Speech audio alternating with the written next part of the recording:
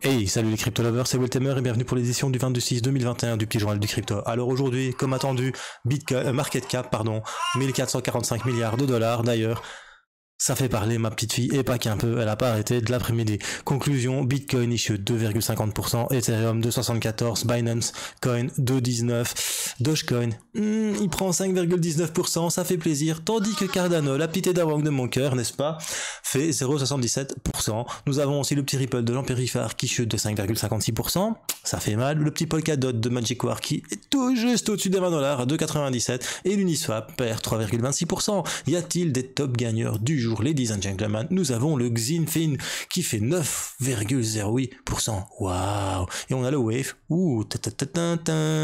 qui surfe tranquille sur la vague. Il fait 8,14% avec 20,91% sur 7 jours. Et le Xinfin nous fait un petit 41,98%. À noter que le Theta Fuel nous fait une petite claque, moins 10% sur la journée. Si t'es nouveau sur la chaîne, n'hésite pas à t'abonner et à actionner la petite cloche de notification pour ne rater aucune vidéo. Je fais le petit journal du crypto chaque jour. Alors aussi, n'hésite pas à nous rejoindre sur Culture Crypto Twitter et sur Wiltemer Trading, compte Twitter spécifique au trading. Tu as tous les liens qui se trouvent en description. Allez, c'est parti.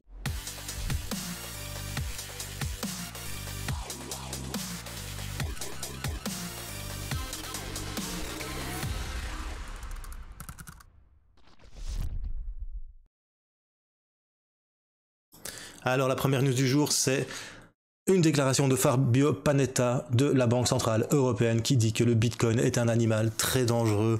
Pourquoi? Parce que c'est un animal qui, selon lui, menace la souveraineté monétaire de l'Union européenne. Et oui, le Bitcoin commence à être adopté par des pays. Conclusion, l'Europe se chie dessus comme d'habitude, un peu comme les États-Unis. Elle est en train de se dire, oh là là, notre euro, comment est-ce qu'on va faire pour dominer le monde avec les Américains, pour essayer de mettre plus bactère les économies de l'Afrique et des autres pays en voie de développement? Ben, comment est-ce qu'on va faire s'ils adoptent le Bitcoin? Parce qu'à ce moment-là, on l'aura dans le cul. On va plus pouvoir, imposer notre loi commercial sur les exportations avec des biens de consommation type volaille exportés en Afrique avec des prix qui défient toute catégorie et qui déciment l'économie de pays entiers.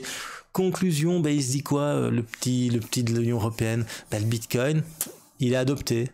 Et conclusion, il va falloir qu'on fasse quelque chose contre. Et pourquoi? Et que vont-ils faire? Ils vont faire leur CBDC qui pourra offrir un anonymat pour les petits paiements. Conclusion, l'anonymat ne sera pas là pour le reste, on va te suivre à la trace. Déjà quand tu as la trace, mais alors là avec la CBDC, tu n'imagines même pas comment on va te suivre à la trace. Enfin voilà, l'Europe, comme les États-Unis, fait caca. Après ça, on apprend que Plan B, c'est la vignette du jour, nous annonce, mesdames et messieurs, un Bitcoin qui pourrait, attention, qui pourrait atteindre 450 000$. Je te le donne en mille, fin 2021. Ça veut dire dans 5 mois. Enfin, même pas dans 6 mois. Enfin, 5 mois et demi. Enfin, 5 mois et 10 jours. Écoute, franchement, ça me ferait vraiment plaisir. Et dans le pire des cas, dans le pire des scénarios, le Bitcoin, fin d'année, sera tranquillement à 135 000$. Et qui c'est qui nous dit ça? C'est monsieur Plan B. Et alors, Plan B, qui est Plan B? Mais Plan B, tu dois connaître, normalement, c'est 100 trillions USD sur Twitter, et c'est le créateur de ceci, de ce qu'on appelle le modèle Stock Flux. C'est Stock to Flow du Bitcoin. Alors, selon Plan B, et selon son analyse qu'il a publiée le 20 juin, son pronostic du Bitcoin atteindra les 135 000$ au minimum. Et il reste fermement fixé sur cet objectif à moyen terme, parce que pour lui, il y a même beaucoup plus qui pourrait arriver à 450 000$. Écoute mon gars, je t'avoue que pour une fois je partage pas ton analyse, mais bon, j'espère que t'as raison. Parce que si t'as raison et que je vois un Bitcoin à 450 000$, je serais vraiment content. Je crois que ma fin d'année, elle serait vraiment radieuse. Pas toi ma petite Eda Wang? Ouais, même ma petite Eda Wang. Et à mon avis, même ma petite Lucy Wang. Ouais, à mon avis aussi. Donc, voilà. Je sais pas ce qu'il a fumé, je sais pas ce qu'il a bu, ou je sais pas s'il a raison, ou il a peut-être une boule de cristal que Madame Irma Temer n'a pas trouvée. Mais bon voilà, c'est assez important. D'ailleurs, tu entends Lucie, elle hallucine quand elle entend ça, elle se fait c'est pas possible. Mais bon voilà, selon lui, Bitcoin en août sera à 47 000 $, avec un léger renversement en septembre, plaçant l'objectif minimum à 43 000 $ pour le mois de septembre. C'est assez précis, hein. Pour ensuite en octobre venir à 63 000 $, près du dernier sommet. De plus, oh, tu vois, t'entends, elle hallucine, elle est en train de se dire qu'est-ce qu'il raconte mon papa, hein, comme si le Bitcoin il a atteint 63 000 $ en mois d'octobre. Et en plus, les choses se réchauffent ensuite. Au mois de novembre, pile poil pour mon anniversaire, c'est pas la fête ça, un Bitcoin à 98 000 $, enfin 98 000 $, et un Bitcoin à 135 000 $ fin d'année. Alors je sais pas ce qu'il a fumé, mais à mon avis, il a tapé dans l'amnésia, pas qu'un petit peu, il revient d'Amsterdam le type, parce attendez voir mon cas de base et les meilleurs scénarios, un petit indice, meilleur cas, 450 000 $ en décembre. Alors ça, mon vieux, si ça arrive, je te promets, je t'envoie une bouteille de champagne signée Will Temer, Lucie et Ida Wang. Ok? Parce que franchement, tu ferais mon bonheur. Maintenant, voilà. Pourquoi est-ce que tu fais ça? Pourquoi est-ce que tu donnes des espoirs à la communauté? Je ne sais pas. Est-ce que tu crois... Parce que là, ça peut penser, c'est croire, hein, excuse-moi. Ben non, tu penses, parce que c'est vrai que ton stock to flow, c'est quand même quelque chose de très intéressant, ce que tu as fait comme indicateur. Et je l'aime bien, cet indicateur, parce que faut vraiment, vous allez voir sur Medium, les amis, sur Medium, il explique vraiment tout cet indicateur, stock to flow, comment il l'a fait. Et c'est clair, c'est en fonction de la rareté et de la demande. Et aussi de la production du Bitcoin. C'est en fonction de la production et de la demande qu'il y a, et de l'offre disponible sur le marché. Et c'est clair, il a appliqué des modèles de base de l'économie fermée et surtout d'une économie où c'est l'offre et la demande et la production qui détiennent les clés. Mais pour le moment, je pète méchant, le Bitcoin n'est pas en train de monter. Donc, si lui pense que le Bitcoin a vraiment des chances qu'il arrive à 450 000 $ fin d'année, pourquoi pas? Pourquoi pas? Maintenant, personnellement, moi je sais et je pense que nous sommes en bear market, mais bon, le Bitcoin, généralement, il ne suit pas ce que tu penses. Le Bitcoin, il s'en bat les steaks de ce que tu penses, parce que le Bitcoin, il fait ce qu'il veut, mon gars. S'il a envie de pumper, il pumpera, et t'auras beau dire d'être cross, moyennement 1200 périodes au-dessus, et tout ce que tu veux, il peut faire comme ça, et remonter to the moon en une fraction de seconde. Donc voilà, est-ce que le Bitcoin va être à 450 000 ou, dans le pire des cas, à 135 000 $ fin d'année? Bah écoute, la question est posée, hein. Par contre, elle n'est pas vite répondue, hein, parce que franchement, à part avoir une boule de cristal modèle DeLorean 1990, tu sais, celle qui fait et où il y a Marty McFly dedans, et que tu peux retourner dans le passé ou aller dans le futur, je sais pas comment il peut prédire chaque mois à combien va être le Bitcoin, hein, parce que franchement, mec, recycle-toi, va voir une banque, explique-leur, écoute, j'ai trouvé le Graal, je sais comment on va faire le Bitcoin dans le futur, donne-moi 2 millions de $, je vais te le transformer en je ne sais pas combien d'autres millions de dollars. Bah ouais, t'entends, hein. Elle hallucine aussi, ma petite Lucie. Donc voilà. Après ça, on va parler de la Banque centrale du Portugal qui accorde 2 licences à des échanges crypto-monnaies. Le Portugal devient de plus en plus une nation crypto. Puis on a l'Allemagne qui va tester des certificats d'études numériques par la blockchain en Rhénanie de Nord-Westphalie, sur le point de commencer des tests pour la technologie blockchain pour les diplômes aux étudiants. Conclusion, plus possible de falsifier. Conclusion, authenticité. Voilà aussi ce que nous promet la blockchain. Après ça, on va terminer par une petite analyse qui dit le contraire. Tout à fait le contraire de plan B. Pour cet analyste, en fait, le Bitcoin, il va continuer de chuter et il risque de chuter en dessous des 34 000 $. Pourquoi? Parce que nous approchons à un moment fatidique pour le GBTC de Grayscale. Donc Grayscale, c'est un organisme qui permet aux institutionnels de investir sur le Bitcoin. Ça s'appelle le GBTC. Et il faut savoir que le GBTC sont des contrats à terme et les 6 mois des contrats à terme vont arriver.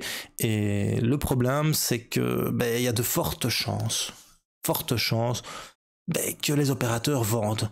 Parce que le Bitcoin, il a chuté. Et pour couvrir leurs pertes, les opérateurs, il y a de fortes chances qu'ils chutent à ce déverrouillage. On appelle ça un déverrouillage. Donc tu bloques, tu achètes des contrats à terme, c'est verrouillé pendant une certaine période, et tu reçois en Bitcoin ce que vaut tes contrats. Donc si tu les as achetés 1000 $ et qu'ils valent 10 000 $, tu recevras 10 000 $ de Bitcoin. Conclusion, pour le moment, il y a 140 000 GBTC à débloquer. Ce qui signifie qu'il y a 140 000 Bitcoin à distribuer. Si les traders et les institutionnels vendent, je t'explique même pas le sell-off de cochon qu'il va y avoir. Hein. Je te jure que même un boucher, il ne fera pas pire. Franchement, je pense pas. Donc voilà, bien faire attention à ce qui va se passer avec les GBTC de monsieur Grayscale. Parce que n'oubliez pas, Grayscale, tout le monde dit ouais, c'est bien, mais ça reste quand même du faux Bitcoin, payable en Bitcoin. Du coup, quand ça chute derrière, pour sauver les miches et pour sauver leur société, les institutionnels, ils font quoi? Bah, ils vendent, mon gars, ils vendent peut-être à perte, mais ils vendent pour pouvoir se sauver les miches. Et ça, faut bien le prendre en compte. Allez, c'est tout pour les petites news. Maintenant, on va passer à une mini analyse technique, vite fait, bien fait. Donc, je vous ai parlé, bien évidemment, de ce petit dead cross hier. Je pensais que peut-être on allait venir chercher un nouveau plus haut. Et non. Non, parce que je vous avais dit aussi ce qui était plausible, c'est que ça chute, tout simplement. Et du coup, en analysant tout à l'heure, je me suis dit, il y avait peut-être une épaule, épaule en formation inversée. Et l'objectif d'une épaule, épaule en formation inversée, généralement, c'est de la neckline. La neckline, c'est ce qu'on appelle ceci, à la hauteur de la tête. Donc, ce qui viendrait nous remettre un petit Bitcoin, tout simplement, hop, voilà, plus ou moins à 51 000 $, si nous étions réellement, bien sûr, dans une épaule, donc head and shoulders inversée. Maintenant, ceci n'est qu'une hypothèse, parce que je suis sur du daily. On va quand même aller voir ce qui se passe sur le H4. Et sur le H4, tu vois que c'est pas très glorieux. Pourquoi? Parce qu'on est venu ici faire un plus bas. On n'a même pas réussi à faire un plus haut que le précédent et on vient de te faire encore un autre plus bas. Conclusion, en court terme, on a ce qu'on appelle un retournement de tendance, vu qu'on était dans une tendance avec des bas de plus en plus haut et des hauts de plus en plus haut. Maintenant, on est dans une tendance avec des hauts de plus en plus bas. Haut, haut, haut, tu vois. Nanana, tu vois. Et voilà, et on fait des bas de plus en plus bas. Et comme tu fais des bas de plus en plus bas et des hauts de plus en plus bas, ça s'appelle une tendance baissière. Voilà. Et quand tu fais des bas de plus en plus haut et des hauts de plus en plus haut, ça s'appelle une tendance, voilà, haussière. Conclusion, sur du court terme, encore une fois, quand je parle en H4, c'est du court terme. Qu'est-ce que le court terme? Le court terme, c'est l'intraday, c'est limite le 3 jours. C'est ça le court terme. Mais généralement, le court terme, c'est de l'intraday et du 3 jours maximum. Allez, du 1 semaine, mais t'es dans la semaine. Quand tu te mets en daily, ça reste du court terme, hein, parce que t'as 7 jours dans une semaine. Et ça, tu le sais bien, enfin, j'espère, hein, quand même. C'est la base, hein, c'est le minimum. Voilà. Mais quand tu te mets sur du weekly et que t'analyses, en fait, t'attends des mouvements qui vont se passer sur le monthly. C'est ça qui est important à comprendre. Donc, le H4, c'est du court terme. Donc oui, nous sommes en tendance baissière sur du H4 court terme, ça veut dire dans une fourchette de prix se situant entre le dernier plus bas et le dernier plus haut, entre 31 000 et 41 000 $, tout simplement, tu vois. On est dans cette fourchette de prix. Donc maintenant, ce qui pourrait être sympa, c'est qu'on vienne toucher quand même cette oblique descendante du triangle baissier H4, dont je te prends la tête avec depuis le 20 mai. Ça fait un mois, pile poil. Voilà. Donc voilà, perso, bien, j'attends à ce que le Bitcoin vienne vraiment sur cette oblique pour refaire un nouveau bas plus haut que le précédent. Donc tu as du ultra court terme dans le grand mouvement, tu vois. Donc ici, tu vas avoir un bas qui sera en corrélation avec celui-ci et en corrélation avec celui-ci pour valider cette grande figure, ok? Et ici, là, c'est un canal baissier dans cette grande figure. D'ailleurs, tu vois bien, tu as des canaux qui sont baissiers. C'est pas compliqué le trading, les gars. Et tu as des canaux ou des canaux qui sont haussiers. Tu vois?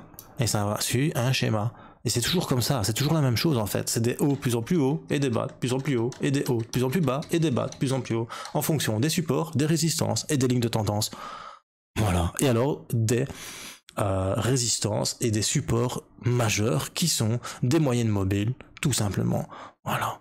Le trading, tu vas pas chercher plus loin. Celui qui te dit, oh, c'est beaucoup plus compliqué que ça, et qui te met 15 indicateurs sur son écran, bah écoute, perso, il se prend beaucoup la tête pour rien, et à mon avis, il n'est pas certain de ce qu'il fait s'il a besoin d'autant d'indicateurs pour passer simplement un ordre et pour vendre. Voilà, tout simplement. Conclusion, le Bitcoin, pour Will Tamer, il y a des chances qu'il vienne ici, en numéro 1, ou il y a des chances qu'il nous refasse, tu vois, que ceci devienne un plus bas, qu'on relie comme ça, et qu'en fait, il nous fasse ceci. Mais bon, vu la gueule du marché pour le moment, et puis vu ce qui se passe, et vu la validation dernièrement de toute cette figure que nous avons, sincèrement, je vois pas pourquoi on viendrait pas ici. La seule chose qui ferait que ça rebondirait, c'est qu'il y a le précédent plus bas là, et qu'on est déjà au-dessus, et surtout que tu as une sortie ici de survente sur le RSI. Voilà, c'est pas plus compliqué que ça. Conclusion, Bitcoin, demain, peut-être à 32 000 $, ou peut-être il va buter sur la moyenne mobile sans période ici. Mais pour le moment, moi, je pense que je vais penser bearish. Voilà, c'était Will Tamer pour le petit journal du crypto. Si t'as bien aimé, mets un petit pouce bleu. Si t'as pas aimé, mets un petit pouce rouge. Mets des commentaires, même si j'y réponds pas en ce moment, je suis désolé, mais j'ai pas le temps. Et surtout, n'oublie pas, bro. Choose life, choose freedom, et choose Bitcoin. Même si tu chutes, tu sais pourquoi? Parce que c'est les soldes. Et surtout, en 2016, et je vais vous le dire à chaque fois, il valait 400 $. Alors à ton avis, il vaudra combien en 2025?